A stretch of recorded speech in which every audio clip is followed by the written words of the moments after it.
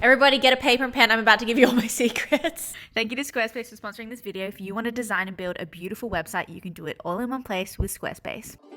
It's the end of the year, and this is when you guys, I'm sure, are making resolutions, or even in your mind, you're just like, maybe I could do this better next year. Or it's a bookend to be like, time for a new chapter. Even though you could do this at any point during the year, which is also a hot tip, you can have resolutions all the time. As soon as you feel them, make them happen. But the new year, of course, is a great place to do it because you're like, a new, fresh start. Resolutions, I think, are like questions that you're resolving throughout the year, and I'm going to give you some answers that have helped me with specific things so that you can fast track your way to your resolution. That is my Christmas gift to you. I don't know if this is going to go up before Christmas. It probably won't, but that is my gift to you this year. If you're someone that wants to work with a specific client, or you want to grow on social media, you're feeling burnt out, you want to try a new medium, or you want to make your work better, maybe this video is for you. I don't know. I'm going to do my best to appeal to all of those kinds of creative New Year's resolutions, if you will. If I can give you information and it helps you, that makes me so happy. I'm so stoked to do that, and I love doing it. So let's just hurry up and get into it because I'm sure you're waiting. First, I want to teach you Lightbox hacks. If you don't have a Lightbox because it takes up too much room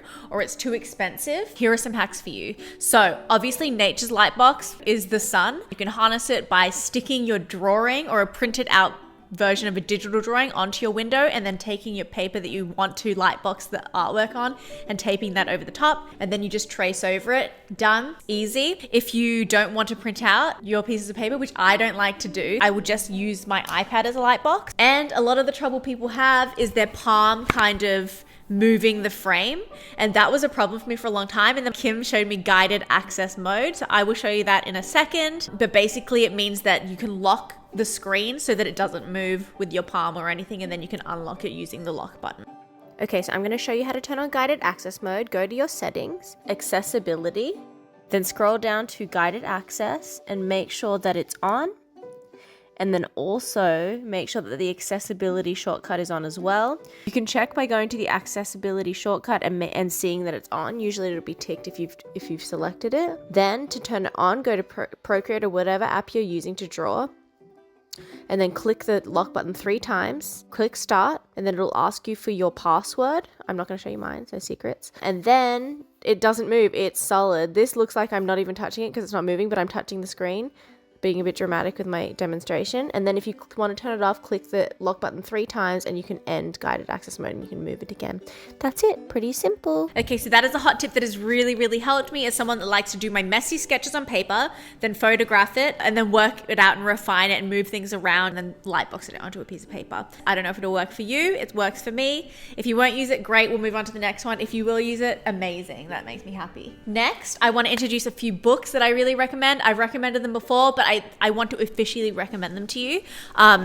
This series of books by Kleon is really, really good. So we have Steal Like an Artist, 10 Things Nobody Told You About Being Creative. We have Show Your Work, 10 Ways to Share Your Creativity and Get Discovered, and Keep Going, 10 Ways to Stay Creative in Good Times and Bad. So I read this at the very start of my career. I would say this is for artists that have yet to find themselves as creators. It kind of motivates you to just get going and kind of gives you guidance on like how to find the work you want to make. It also is really motivating because it shows you there's so few barriers to making work, which I believe. Like the reason I love these books so much is because my creative morals or values are reflected perfectly in these books. When you're ready to share and you found the work you want to make, this is really good because it shows you why sharing your work is important. If you want to know how I feel about social media, this is the book that really like encapsulates that. I reread this again recently and it really gave me a lot of pep and a lot of drive to share more of my work more frequently, because I kind of got into a rut of like over polishing stuff and like not sharing anything except for finished work or feeling like really demotivated. But this is the book that will tell you how to share your work, why to share your work, and why it's important to share your work. I really recommend it. And then I got this one just because I liked the other two, and I think these two really helped me at the start of my career.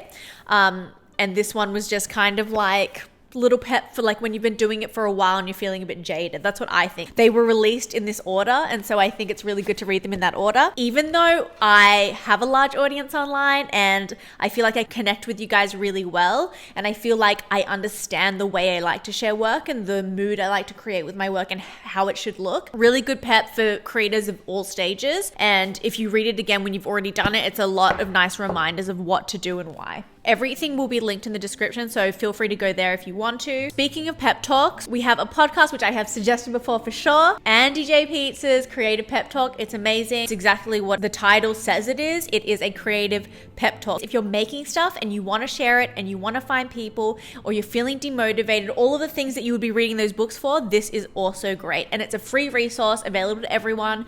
Andy is really good at creating like metaphors for things, and I love his analogies. I think they're so funny. And I love how they get into these it's like creating this labyrinth for this metaphor, but like it just is the entire episode. I don't know, I just love it. You'll see what I mean. I just got interviewed by Andy for the Creative Pep Talk, so if you want to listen to that, you can too. We talked about creative burnout and how to get out of it, the importance of recharging. But yeah, it's just a fun conversation. I've been listening to that podcast since like 2017 or something, so it's nice to be on it, and especially because like so many people that I respect, including Andy, have been on that podcast. And so it's just really like, wow, people I think are really cool are on it. Does that mean I am cool too? I spoke a little bit about this on the episode that I'm on, but I think that creative pep talk is really important, especially when you're starting out and don't have a network around you of creative people. It can be really nice to hear someone talk about things that you relate to and struggles that you relate to. And I think Andy does it really, really well. It's really well thought out, and it's really relevant to like any creative in the current day and age where social media is such a big part of our careers. So go check it out. Go check out our episode. Support the podcast because it really is amazing. It's also fun. We are talking organization. So my planner, I get questions about my planner like all through the year. At the start of the year, I probably share it a few times and give people the name of it a few times, and still I get questions throughout the whole year of like, what planner is that? Which is fine, they've missed it, but it's just like, guys, screenshot it, please. You don't have to screenshot this, but check in the description and that's where you're gonna find it. For the last few years, let me see if I have my other one as well. How many years have I done it? Okay, so my planner of choice is the Appointed & Co. Year Task Planner. They are amazing. I've already done a video on the way that I organize tasks for maximum efficiency and productivity for me. It's resonated with a lot of people, so like I'm glad about that. But these are the planners that work best for me. It's basically a week to a page with lots of space for focuses, for like subtasks and notes. So basically the way I like to use it is I like to first think of what my priorities or focuses are for the week, and that's usually projects. So I'll be like my studio vlog, or trying to think of like a project I can talk about. I'll do a past project like the Depop denim release, store drop, and blah blah blah. And then I will brain dump all of the tasks I can think of that will help me achieve these goals, or will be the next steps for these focuses. And then I'll assign things for specific days, whether I have meetings or something for those projects. And then every single day I'll pull over tasks one at a time, and I will do it based on what is the most urgent and what is the easiest task. So I'll start with like an easier task from the urgent pile and then go to the harder stuff, because as we know, it gets easier once you get your first win in, you know what I mean? I like it best because it lays flat. I don't love spiral binding, but it allows it to do that.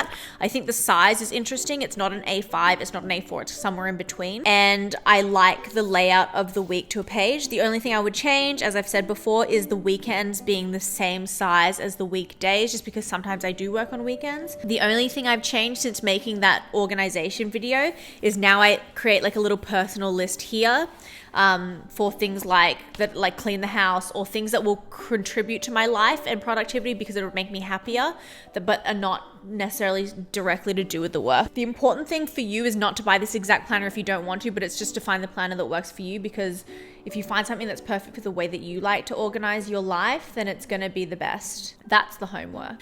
I'll link the video that I talk about how to organize my tasks, including like a really in-depth tour of the planner.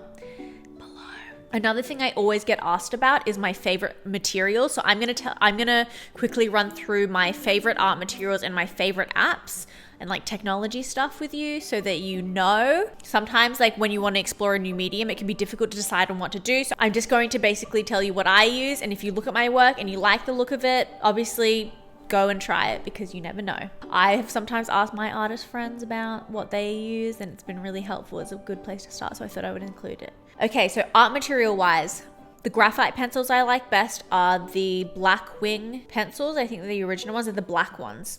With the black erasers. I love them. They are so soft. They are like really dark. You can get a really great variation of line width, and you can get a really great variation of tone, which is why I like it. I press really hard, so soft pencils are ideal for me because when I press hard, I want a dark and thick line. Colored pencils I mostly use Prismacolor Premier. They have the same qualities that I look for in a graphite pencil, which is really soft, really creamy, and it's just what I've always used. I have heard that they bloom, which I think is when they kind of change color after a while, so I don't know how appropriate they would be for like expensive fine art. I think most artists use like other pencils, but for illustration work it's totally appropriate because I'm not often selling originals and stuff like that. Some of my original artwork for Bandits changed color slightly, so I just wanted to mention that in case it's an issue for you. But yeah, I love the way it feels. The usability is really important for me. Gouache, okay, I am new to gouache. Someone was upset that I said gouache when it's acrylic gouache. Holbein.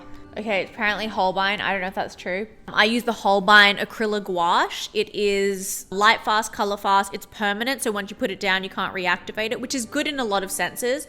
But the only thing I don't like is that you can't reactivate it on the palette. It gets really messy and you waste paint that way unless you're like super pro, which I am not. So that is the gouache I like, or the acrylic gouache that I like. Watercolor I use a lot less these days, but I use the Sennelier French Artist watercolors. I really like them. They're in a tube. I like tubed watercolors because I like to mix, and I think it's easy to mix when they're already liquid. The reason I'm not using it as much is because I've kind of replaced it with acrylic ink. I like acrylic ink because you can't reactivate it, but when it comes to creating washes and layering, it's really, really good. I use the Liquitex acrylic ink. They have a great range of colors, really bright, doesn't fade. Love it. I love it so much. Sorry, I'm just running through this fast because I have so much to say. I'm sorry if maybe you can put this in like slower. I got a comment once that was like, it looks like it's in 1.25 speed, but it isn't. It's just me, and this is why I don't drink coffee. Okay, so with sketchbooks, I'm not loyal to anything. I don't really work for finished artwork in my sketchbook. It's kind of just messy, so whatever feels best is best. I'm not loyal, so I can't really make recommendations. I like the Moleskine ones as like a little cheap, quick, low thinking decision. The Lectern ones I really like. I don't know if I'm saying that correctly. It might be German. I don't know. I like these roll barn ones just because like the gridded paper is really warm and really yellow, and I like that. And I just bought this one, which is Standard and Technology, maybe? I don't know. If I'm looking for something quick and easy for like ugly crap, I'll just buy anything. Okay, painting paper. I use Arches cold press and hot press watercolor paper, usually to be a minimum of 300 GSM. I like to work on 640 GSM because I use a lot of water in my technique and it just holds it better. I use hot press paper if I'm going to do a lot of fine detailing with pencil because hot press paper is really flat. It's like really smooth, although I feel like paint doesn't soak in as well to it. So if I want a lot of texture with watercolor bleeds, I'll use that as well. But otherwise, usually I'll use cold press paper. All of my peach tobas were on 300 GSM Arches cold press watercolor paper, but usually I'll use 640. It is very expensive and Arches just keeps going up, kind of annoying, but I just love it so much. If you have an alternative, let me know. But also, that's just what I like to use. I know that Casey Golden hates Arches, at least that's what she said. Sure, I don't know if it was in real life or in a video. I think she did say it, so it might not work for you at all. It definitely works for me. I love it. It's my favorite. But I'm resistant to change, so that might also be a factor. Oh wait, I don't know why I moved these books. We're not finished yet. Okay, next we're going to talk about digital stuff. So I mostly now use like my iPad Pro, which is the 3rd generation 12.9 inch, I'm pretty sure. I mostly use Procreate to draw just because I find it really user friendly. Like the UX and UI is very good and the gestures are very, very like natural, but that's not always the best tool to use because when I'm doing vector work, I use Adobe Fresco, which is a purely illustrative app from Adobe. There are live brushes, which is like watercolor bleeding. There is raster brushes, which I think is what it's called. And then there's vector brushes, which means that I have like so much more control over how like my vector lines look, and I freaking love it. It was like such a game changer for me. I can't even explain it. So Procreate, Adobe Fresco. Photo editing wise, I use Adobe Lightroom. I used to use Visco, but it just like did not work suddenly one day, and I just started using Lightroom because I had no other choice, and I love it. Lightroom's really, really good. I use it on my iPad, I use it on my phone, and I use it on my computer. I love Lightroom for like mixing text and photo, or whether I'm doing design stuff, or finishing like an illustration that's been scanned, or even finishing a digital illustration, sometimes I'll use Photoshop because it's just the app I'm most comfortable with. Rocket makes fun of me because I usually use Photoshop for things that I should not be using Photoshop for, but I just love it. He likes using InDesign. I don't like using InDesign. While we're on the topic of digital stuff, we're going to talk about websites. I am going to say thank you to our sponsor, Squarespace. If your New Year's resolution is to find new clients, Squarespace is a great place to do that. Great to have like a very professional looking portfolio. You can make it as fun and silly or professional and clean as you want. Squarespace has a range of templates that is great for that. If you're looking to grow on social, it's important to have your own online space that is separate from that, because you have all the control rather than be at the mercy of like social media. It's super easy to use, and if you've never tried it before, go to squarespace.com/furrylittlepeach. You get a free trial and 10% off your first purchase. Thank you, Squarespace. Another great resource that is free is watching creatives online and watching YouTube channels that inspire you online. So I thought I would share some of my own. I'm really picky when it comes to studio vlogs because I don't find it as interesting to watch creatives that are like more starting out, just because I've already gone through it. I've already lived through that time in my career. I enjoy seeing the way that they express themselves and stuff, but I'm not as interested in the process. I'm not learning as much because I feel like I've developed my own solutions to issues that they're creating answers for, if that makes sense. So I'm just going to share like the creme de la creme. I'm going to share my favies that I will always, if they release a video, I will watch it. You know what I mean?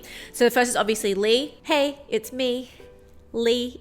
I think it's rare to find content creators, as in artists who share their work online, who you love the content they create, but you also love their art as well. There's a lot of YouTubers that I like their content, but I don't really love their art. Leigh, I love both. I like the way she films. I like her personality. Her work is amazing. I love her landscapes. They're so good. They're so beautiful. And I love like the way that she approaches her practice. I really love that it's work driven. I love that she's so into her process and sharing her process. I think it's really, really nice. It looks really effortless, and that's the kind of work you want to look at, because you don't want to look at something that looks like it's really, really like awful to make. You know what I mean? It just looks really joyful. I love it. If you like my studio vlogs, you'll love hers. And I can't imagine that any of you have not seen her studio vlogs, but if you have to go check them out. I mean, if you haven't, go check them out now. That's an order. You can close this tab for Leigh if you want. Next is FranMeneses, another artist that I love her like artwork but also content. It's really rare for me to love both. It's hard to balance like content, like making content for the internet and making artwork that is like so in line with like what you want to make, because often people don't balance it well and they focus on growth more than they focus on growing their work. I think Leigh and Fran do that really well. Fran is one that I have watched for many, many years. Definitely recommend. She can be really vulnerable and very like practice driven. I love seeing her in the studio, so check her out. Someone new that I really want to recommend because I like became obsessed with them is Studio Maggie.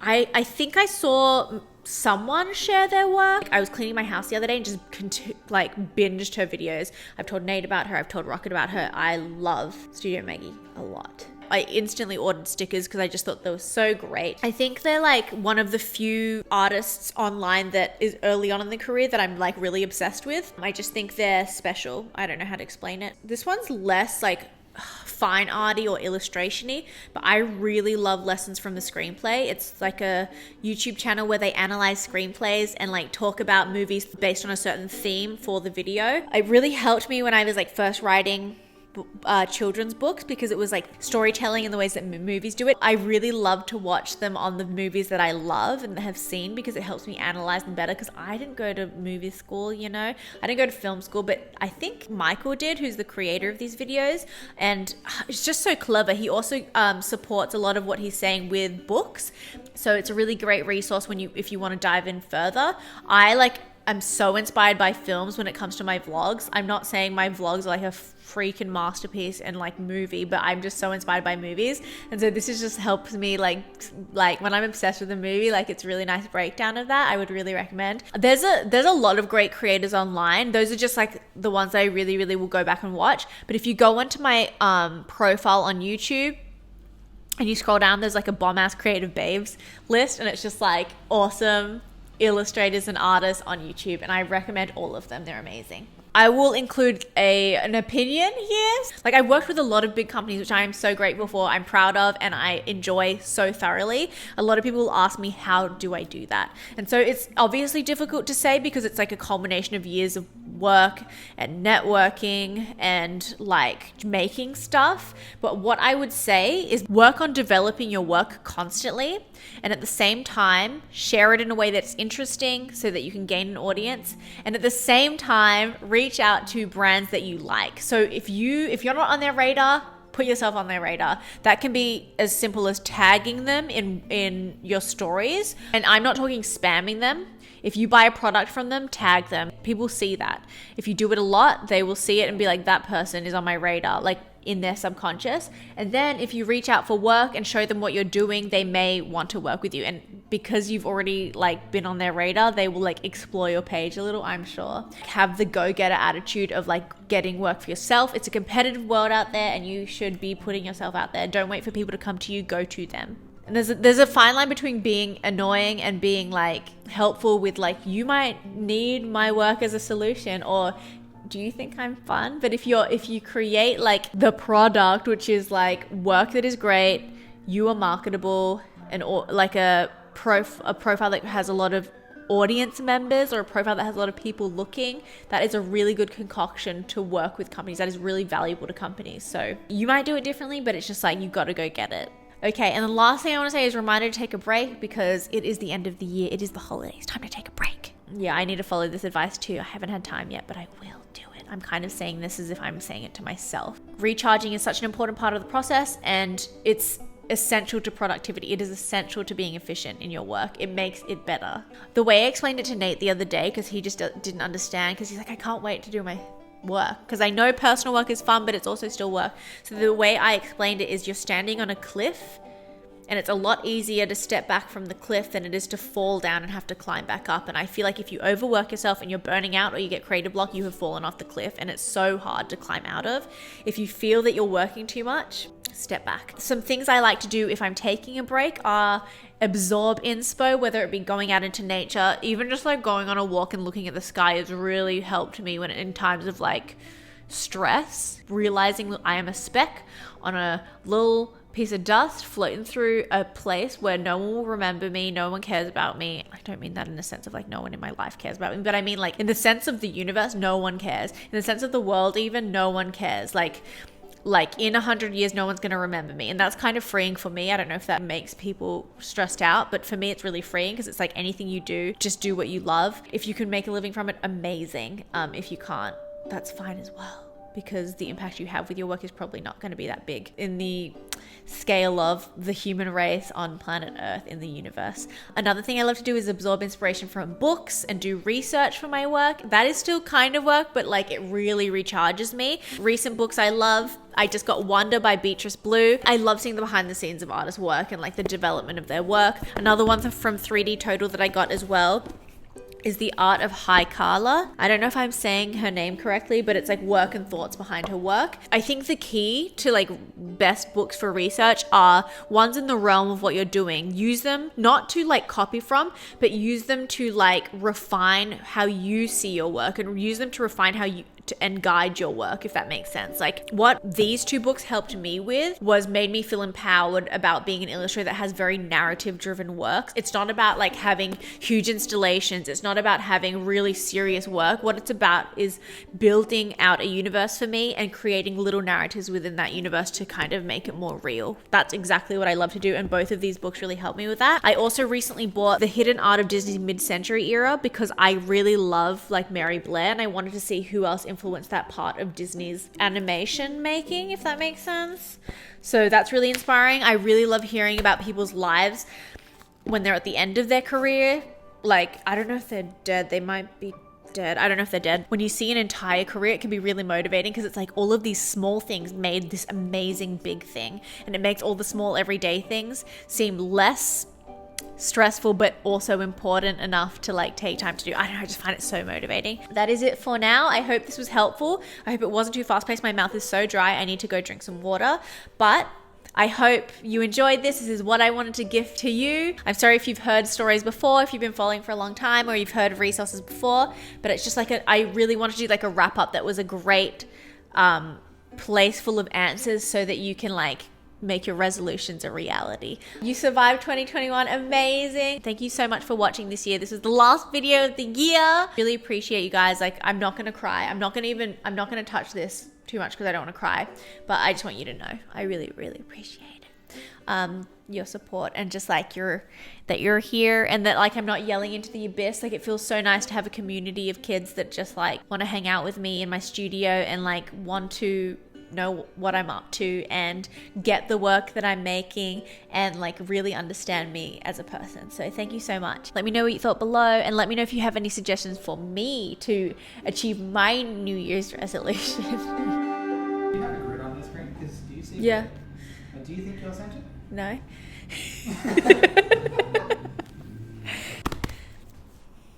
If it's not peaking, it's not high enough. Yeah, it's peaking when you went, oh. Good. That's what I like to hear. Are we ready, y'all? Hey, where's my last book? Aha, wise guy, eh? Trying to hide from me. It's ASMR. Oh, this looks so bad. Asia, what did you do to this? Should I wait till you leave the room so you can close the door quietly? And don't be eavesdropping. I can't give you all my secrets. Okie dokie.